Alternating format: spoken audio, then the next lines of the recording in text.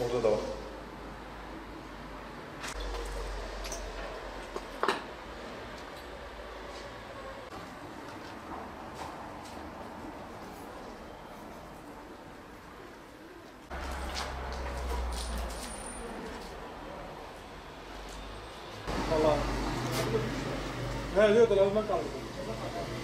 Burası Çarşı Mahallesi. Ya bu gördüğünüz arkadaki binada hep torbacıdır, hapçıdır. Hani hiç kimseye faydası olmayan insanlar. Bize zararlar veriyor. Adamlar bizim hani malımıza göz dikmiş. Her gün bir kişinin dükkanına giriyor. Hani ses edemiyoruz. Burası 3 katlı bir binadır. Hani terk edilmiş. Belki 10 senedir boştur. Hani hiç kimseye faydası yok bu binanın. Yıkılmasını istiyoruz. Madde bağımlıları, annesine babasına faydası olmayan insanlar giriyor. Sızlar giriyor. Herkes şikayetçi.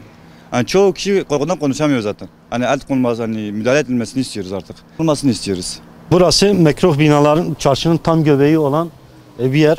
Uyuşturucu bağımlıların, hırsızların ortak noktası, kullandıkları yerlerde. Bütün dükkanları kevgire çevirdikleri, rahat girebildikleri bir yer. Çarşı esnafı olarak şikayetçiyiz. Buraya bir çare alınmasını, bir çözüm bulunmasını istiyoruz.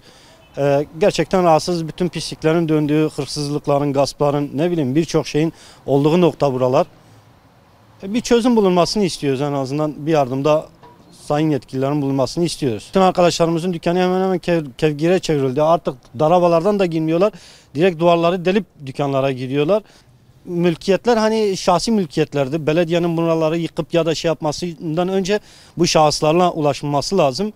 Ve emniyetin buralar için bir önlem alması lazım. En azından biraz daha fazla devriye atmaları, daha fazla gelip gitmeleri lazım ki buralarda biraz daha çekinsinler, gelmesinler. Kısa sürede yıkılması iyi olur. Çarşı Mahalle'deki Bankalar Caddesi'ndeki bütün sokaklarda ya hırsızlar var. Hiç devlet bununla bir el atsın. Uyuşturucu her yerde, sokak başlarında her yerde uyuşturucu satıyorlar. Çocukları hani 11-12 yaşlarında uyuşturucuya inmişler. Lütfen devlet buna bir çare bulsun. Metro binada zaten hep uyuşturucular, esrar, eroin, ne haptır ne de her şey orada satılıyor. Gelip orada içiyorlar. Burayı lütfen bir devlet el atsın. Şular söylüyor, diyor içeride gelip kabloları yakıyorlar, telefon, elektrik, bilmem ne hepsini çalıp orada yakıp şey yapıyorlar, kendilerine göre satıyorlar. Metro binayı da bir çare bulsunlar devlet. Hani burada uyuşturucu şey yapıyorlar, satıyorlar, içiyorlar. Devletin buna bir çare bulması istiyoruz. Belediye, vali, kaymakam neyse. Yıksınlar ya da düzeltsinler. Ben esnafım burada. 3 yılım oldu. Burada komşular olarak, esnaflar olarak bu inşaatta fazlasıyla şikayetçiyiz. Çünkü ne kadar uyuşturucu maddeleri buraya geliyor.